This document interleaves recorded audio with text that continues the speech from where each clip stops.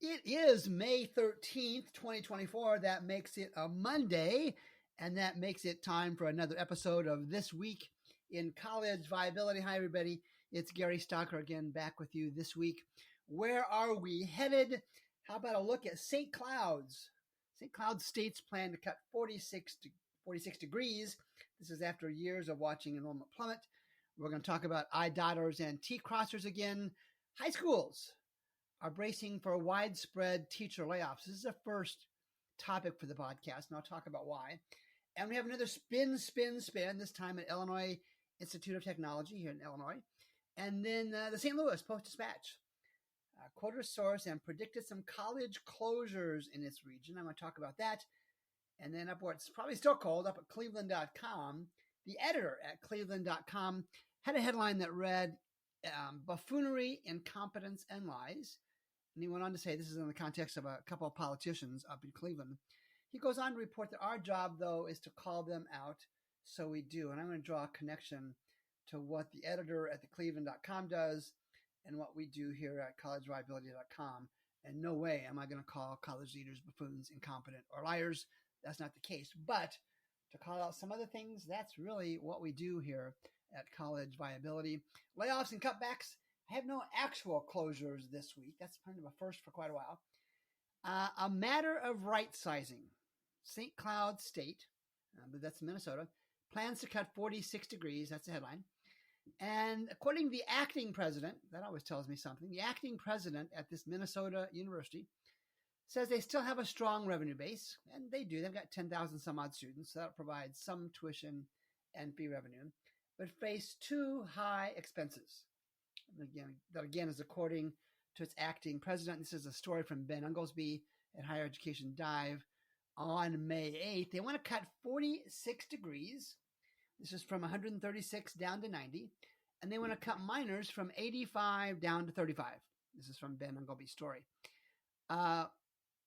Boys and girls, for effectively a decade or more, the leadership, and I presume it predates the acting president, the leadership at St. Cloud has sat back and watched as enrollment plummeted. It's down 44% and did nothing. And that is a typical commentary on higher education today. Wait, don't act, wait some more, don't act. And when there's a public push or they get so far down the financial drain that they have to do something, that's when it's a day late and a dollar short kind of approach. Now, the folks at St. Cloud State have to effectively take an academic bulldozer to almost 100 programs. How many lives of faculty and staff, students, and others will be negatively impacted? How many other public and private colleges are in the same situation? Now, I know the numbers for St. Cloud State. They're cutting 56. They're proposing to cut 57 full-time faculty and 42 staff positions.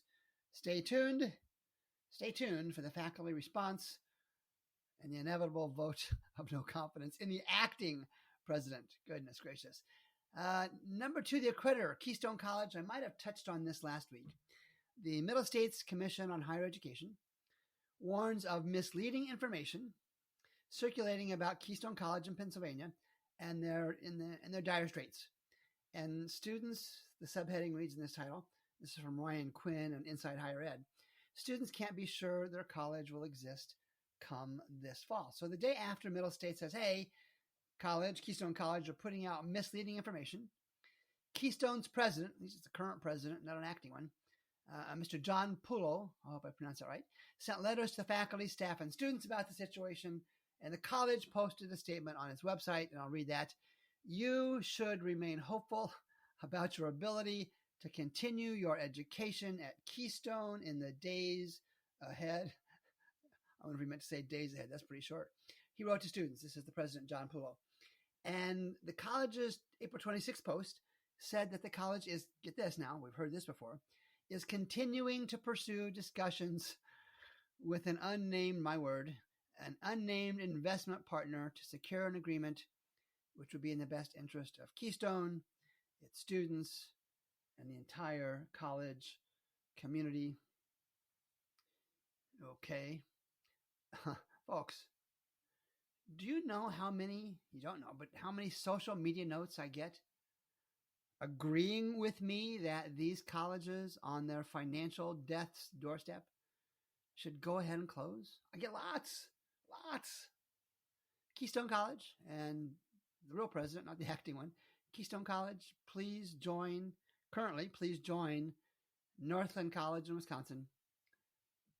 Do your faculty, your staff, your community, your students a favor and find someone please, to turn off the lights. Geez. Page 2. On the other hand, I don't get that much affirmation from others.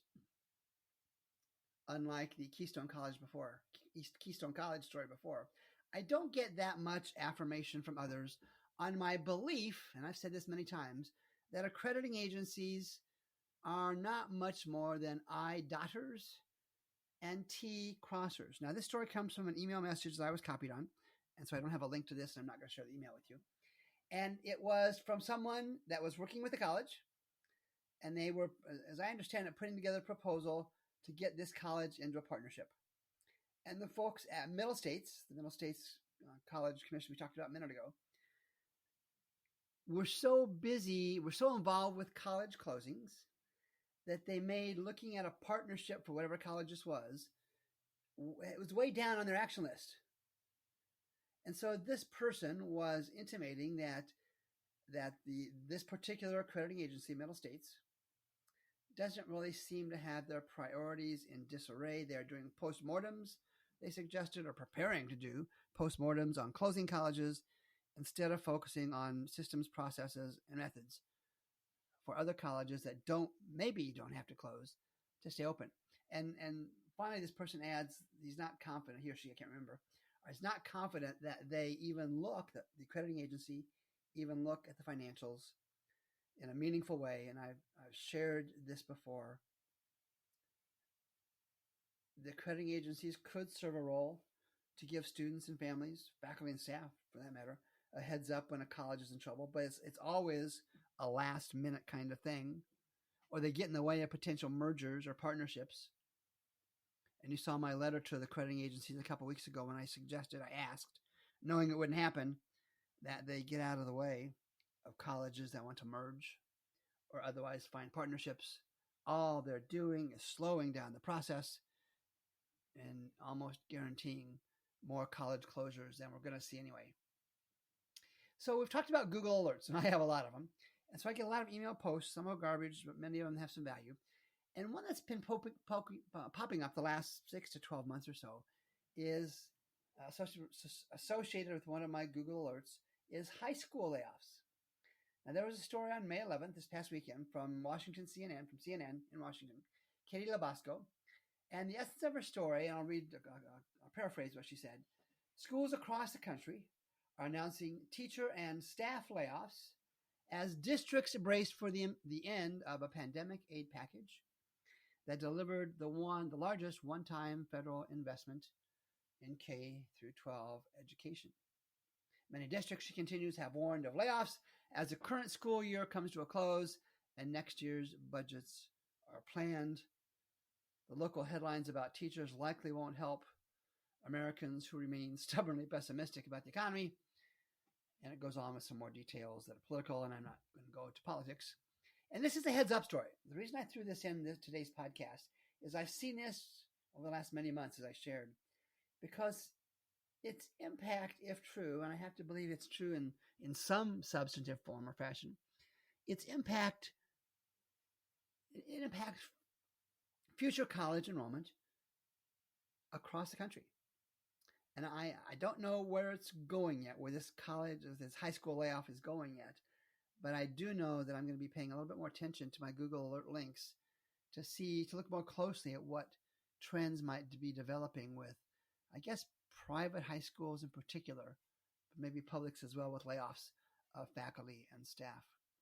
Moving on, Illinois Institute of Technology sees unprecedented growth as undergraduate applications and admissions surge 35% year to year. Now, if you've listened to me before, you're a consumer in any substance of higher education, When I said the words applications and admissions, you probably had a frown cross your face because in both cases, they don't mean that much. Applications are one way. Admissions are one way. The college admits someone doesn't mean they're going to show up. And of course, colleges are welcome to spin things any way they want. I have no issue with that. But that's one of the reasons I'm here to say, hey, as your college financial quality control advocate, I'm going to give you the data unfiltered with PR spin. And it's not false marketing because the data is true, but it's delusional marketing. It's an internal PR release, so they're entitled, and nothing wrong with that. So I'm going to go to the data here in a second, but they start off, the good folks at Illinois Institute of Technology, they start off patting themselves on the back for increased applications. I've talked about this before. Applying to college today is as easy as adding another topping on your pizza. Click a box, and an extra ingredient, or in this case, application, is on its way. Most, but not all colleges have increased applications. That means nothing. That means they've got more folks clicking a box, just like when you order pizza. So let's look at the data at IIT, Illinois Institute of Technology. And this is from 2022. For every dollar in expenses, they had 80 cents in revenue. So doing the math, for those of you that skip math class in high school and college, they're losing 20 cents for every dollar they have in expenses. That's not a good number. Their expenses per student, per FTE student, the standard that I use, were about $10,000 higher than the revenues per full-time equivalent student. All right, that's reflected in the previous one where they're earning only 80 cents on the dollar invested in expenses. And over the past 8 years, this is from 2015 to 2022, their FTE enrollment is down about 1,000 students. All right, nothing new there. Interestingly, their 4-year graduation rate is not too good at 37%, but their 6-year graduation rate is at 72%, almost double. I don't know if that's me missing something or them not reporting it well. That's quite the jump from 4 years to 6 years. I might look at that down the road. Tuition fee revenue has decreased $39 million. That's not good. But IIT, the Illinois Institute of Technology, does have a strong endowment, really strong endowment, at $300 million. And their retention is also pretty strong, really is quite strong, at 90%. And here's a quote from Malik Sundaram, the Illinois Tech Vice President for Enrollment Management and Student Affairs. He says, I'll try not to giggle, this remarkable surge in applications and admissions is a testament to the growing recognition of Illinois Tech's multidisciplinary degrees, which are centered on experiential learning pedagogy and yield exceptional career outcomes for graduates. Applications and admissions mean nothing. They don't cite any data on career outcomes and experiential learning pedagogy. I'm not even sure what that means. So, folks, here's the bottom line. IIT is not going to close. They've got some good offerings. They have a niche.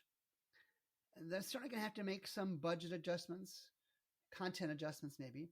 I'm just baffled why they let the PR folks put out such a weak story when they're really probably not in that much trouble.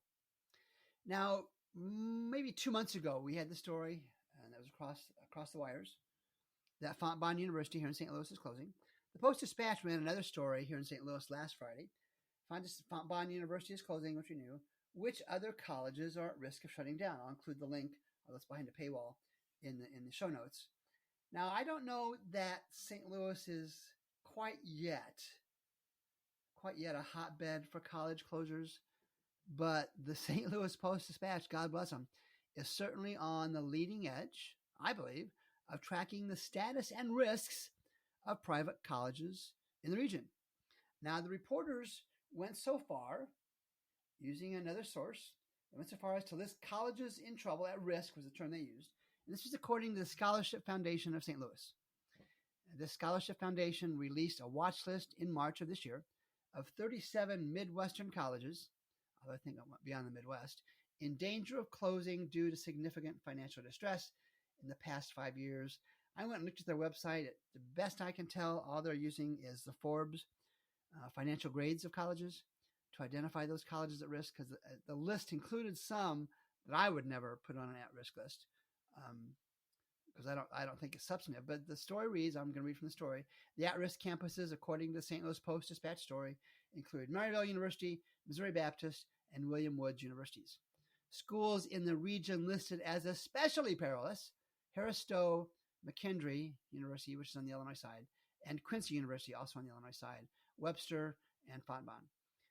And of course, Fontbonne had announced their closure in March of this year. Now, I've said this before, and I'm going to say it again. I'm not about, and I won't predict which colleges will close. I have my own list. It's 230 some odd colleges long. I have my own ideas, but I don't care for the pushback and the potential litigation that would come with me making a prediction that any given college will close. That's not my job. My business model at College Viability is to provide the College Viability series of apps for both public and private, executive users, faculty and staff, students and their families, to let those folks compare colleges, whether they're running those colleges, teaching those colleges, or just considering those colleges for a degree. And that's what I'm here for. Yeah, I poke the higher ed bear. I do that with intent. I do use the app to take colleges to task, like I did previously with Illinois Institute of Technology, when they spin the "we're okay" stories, and I don't believe that they are okay. And I want to go with a slightly different tack here. I've shared previously that I am increasingly concerned about an uptick in college closures this fall because of the FAFSA mess and the general downward trend in higher education. If you're a college leader, get the app, spend the bucks to compare your college against others across more than 30 IPEDS reports. And don't tell me you've got folks to do that because they can't, or they don't, or they won't. If you're in faculty and staff, spend a couple bucks to look at the 9 reports so that you compare either your public or private college against your peers. Students and family, 5 reports. Spend $30, students and families, to compare colleges across 5 reports over the last 8 years. Page 4.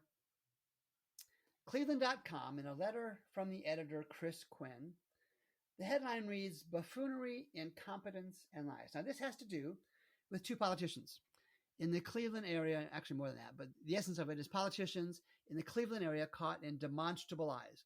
And the Cleveland.com folks did exceptional work in demonstrating these lies. And the details are unimportant. You can imagine them. The details are unimportant for this podcast. But the reason I latched onto this story is a final quote from Chris Quinn, again, the editor at Cleveland.com.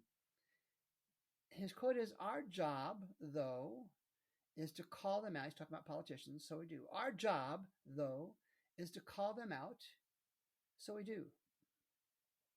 Now, I am not about to call college leaders or faculty buffoons, incompetent, or liars. In almost all cases, they are not. But you've heard me call them out as spinners, and they are certainly guilty of that. Nothing wrong. It's not completely first class, but we're entitled to have that spin. That's why I'm here, to make sure that when they spin it, I can add the actual data to it.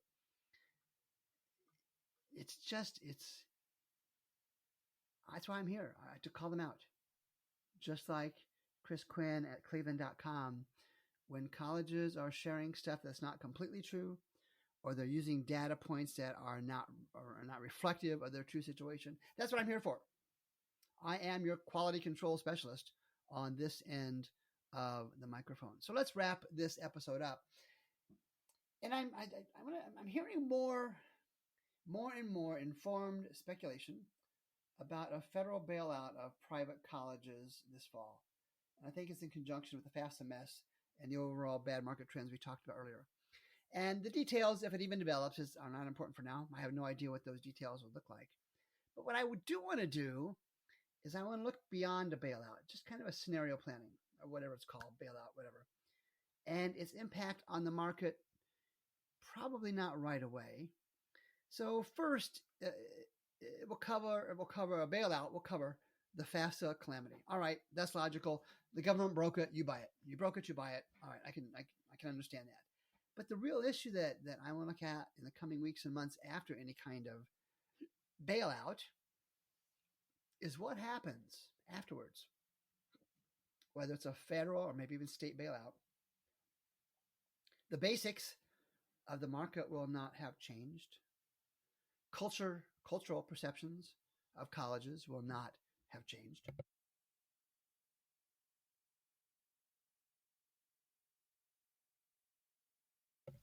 Interest or lack of interest in a college degree will not have changed.